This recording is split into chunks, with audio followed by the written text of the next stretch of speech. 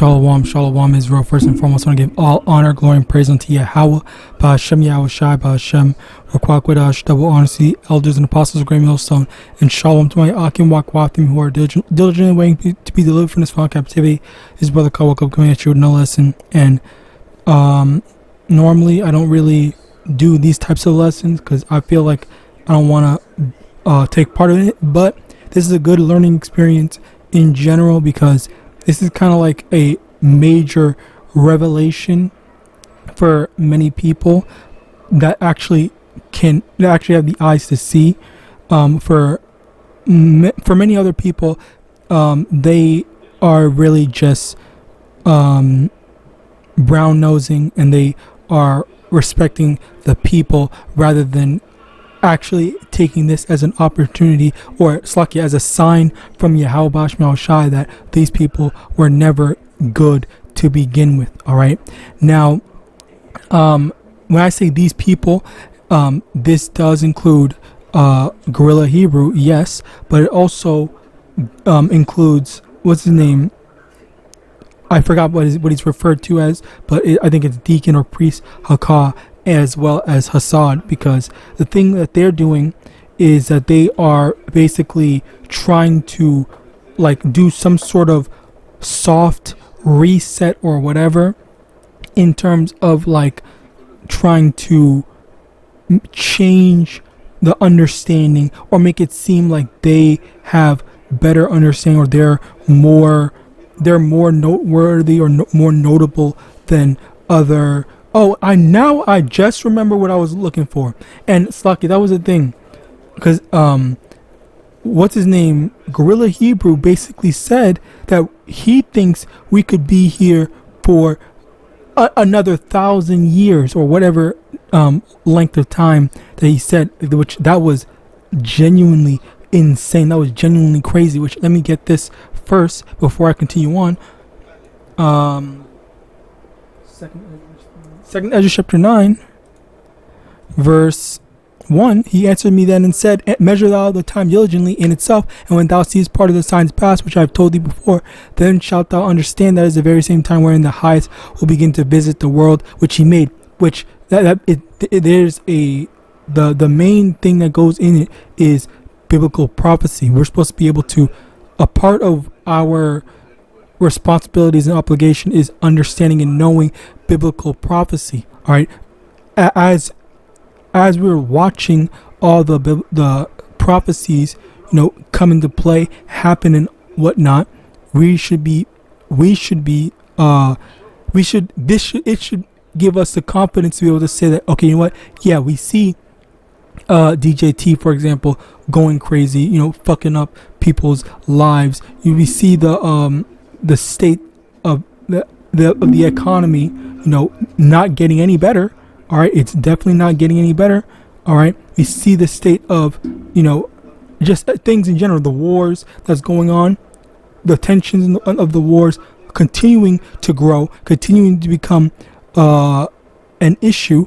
All right, but yet you still have this guy who's just boldly stating that, it could be 1,000 years. When I think that's not, obviously we don't know the exact time and hour, but to say 1,000 years, it's kind of it's like you're number one, you're ignoring the stuff. And another thing that I heard a brother say in response to him saying that was that that's because he doesn't care if he leaves. He's happy and he's content with being in this society. All right. On top of that, that is also how I feel, speaking as a man. Okay, I don't know exactly how all their brains work, but that's how I feel.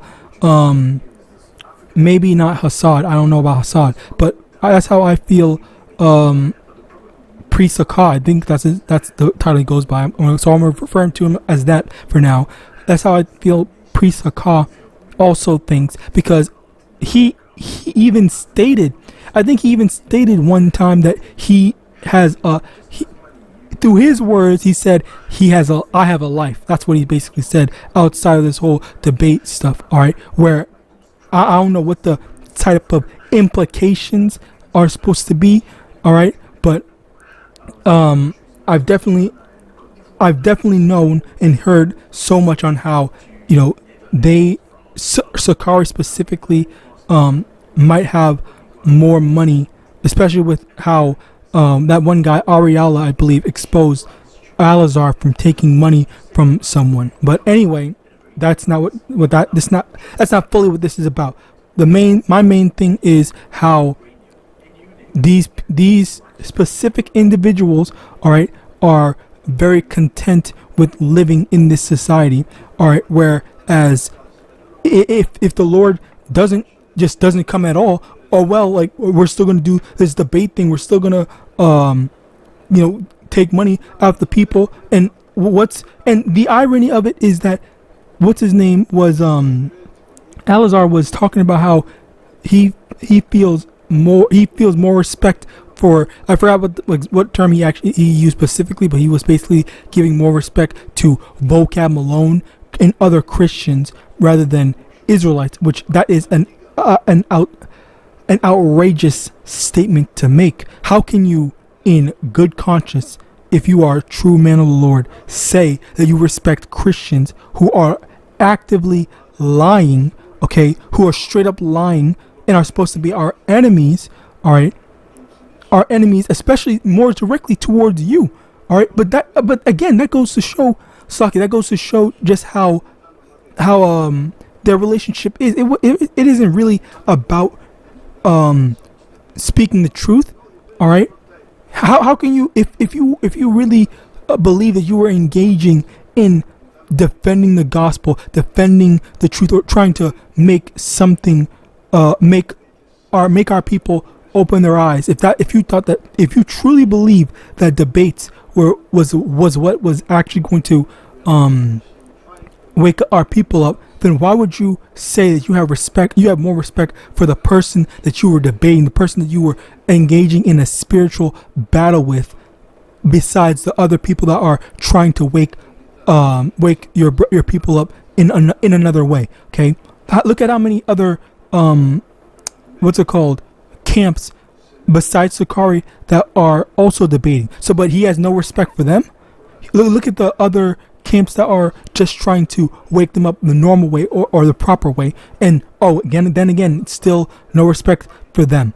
But yet he literally made it. He literally stated, okay, he went out of his way to state he has more respect for Christians and vocab alone, the literal devil, vocab being a literal devil, all right, and that's just cool. He's just okay with just saying that, all right. Like, this is why, like, this is that whole pride thing. I've always seen this whole pride thing when it comes to Sakari. Like, no one is better than them. No one can tell them what to do. They will never listen to any type of correction. And on top of that, it's just like, even after he got humiliated and caught in doing the wickedness that he chose to do, that he was caught doing, okay, where's the, you know what, I see where I messed up, that's wrong, I'm gonna go take a step back, I'm gonna go correct myself, I'm gonna go get my life right, all right? But no, it's just,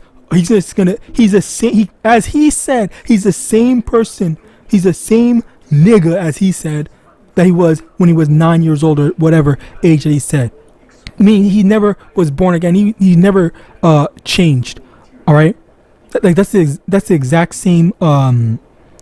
That's the exact same person where this has always just been a revenue stream for him. All right, a way to get ahead in life. All right, and I didn't even want to make this video like just talking down on them, but it's just, it gets to a point where it's like, this is just ridiculous at this point. This is genuinely ridiculous. All right, so I want to move on to, there was something else that he said. Proverbs chapter 16 verse 18. Pride goeth before destruction, and an haughty spirit before a fall. All right, so that's the thing, like, just all the pride that this man has. Okay, of course the Lord's going to bring him down. Of course the Lord's going to humble him. All right, the Lord is also going to humble the rest of them. All right, because look, again, as I said before, Slakia, as I said before, Sakari has always been the most proud camp that I know of. I'm not going to say in general or across all of them, but I'll say that in terms of the groups, the camp that I know, they've always been the most proud, especially with my interactions with them. Okay, I've interacted with them. I've spoken to a few of them, and I've just been met with like dismissal, even when I was trying to be genuine and sincere. But yet, it's like they don't. It's like if you don't have 1,000 followers, 1,000 subscribers, or whatever, then okay, well, you're just a waste of time to talk to. All right, like it's like it's genuinely ridiculous. But continuing on, yeah, the Lord's going to humble them. The Lord's going to show them the fall, and Sakari is falling right now. I think the after the whole Alazar thing, a lot of people, I think, I don't know, I didn't hear any specifics, but I did hear from other people saying, you know, that the people might leave as a result of it. They might have felt betrayed. All right, that this was going on behind their back and stuff like that. They might just go break off and become their own thing, get together, all that type of stuff. You know, which, you know, good on them, I guess. But still, like, Sakari in general, just or maybe they might just stick around because, again, like, people are more worried about following after people rather than actually having the understanding on their own. All right. And okay, yeah, so that reminds me of another thing where, again, even with if you know about them a long time ago saying, oh yeah, we don't accept the letters of Paul and stuff like that. That's again another thing where they're trying to set the standard, trying to make something new, and they're still trying to do that stuff where, okay, well, we don't accept the letters of Paul, we don't accept this, we don't accept that. Oh, you need to believe that this means that, this means this. And again, rather than just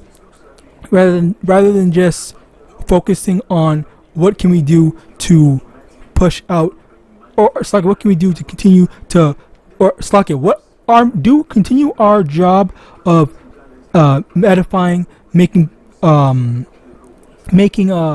the Israelites have access to more and more information for them to be able to grow in the spirit and whatnot. But no, instead it's just, okay, well, let's change this stuff. Let's create controversy so that the Israelite community gets shaken up, so that we can, you know, make some more debates, get some more eyes on us, get more people to follow us, and do our whole bullshit ass debate tactics against anyone that wants to debate us and whatnot. All right, and that's always just been their MO, where they try to debate people, they try to do some sort of stuff in order to, you know, push out their brand. And that's basically what this is to them, a brand. All right, now but yeah, as I said before, even as they broke off, even as they separated, they still harbor they still harbor that that same spirit of pride, that same spirit of, you know, I don't have time for other people. You know, I'm gonna do my own thing. I'm gonna do this and focusing on this, the money. What's the most profitable thing? All right. Anyway, continuing on. Proverbs 13 verse 10. Only by pride cometh contention, but with the well advised is wisdom. Okay, so and that's another thing where, again, like, they're always trying. They're prideful, and it's always about some sort of, how do we, you know, get the next debate going on? How do we get the next controversy? How do we argue with someone? How do we, like, it's not about the elect. It's not about YAHAWAH and His. It's not about YAHAWASHI. It's not about anything. It's about them and lining their pockets. Okay, that's the spirit that they are coming in. That's what they're doing. That's what they're pushing. This is what this is the what's it called, the lusts of their flesh. All right, Isaiah chapter 5 verse 23, which justify the wicked for reward and take away the righteousness of the righteous from him. All right, again, it's Slaki, that was in that. This is in reference to how Alazar was basically giving props to a bunch of Christians and devils, rather than giving props to the prophets for actually going out on the highways and byways. All right, they don't respect Israelites, but they respect Christians for lying to people. All right, because of their little interactions of, oh yeah, freaking vocab alone got me a whole bunch of money and a bunch of fame in these debates and whatnot. So of course I'm going to respect him more than I respect, actual Israelites doing the work. All right, but again, Slaki, that's the other thing where let me actually get that.